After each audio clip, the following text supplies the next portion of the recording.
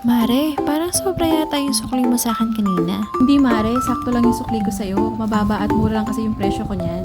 Ganun ba, Mare? Ang baba naman ang presyo ng paninda mo. May tinutubo ka pa ba?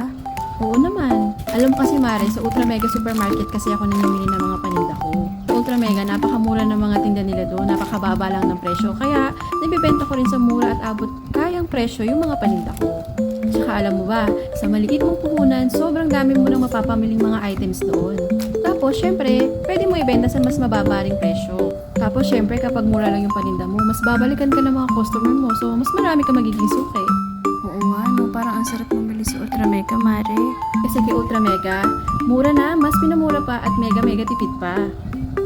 At dahil dyan, syempre mas mabenta ang paninda dahil mas mura sa Ultra Mega.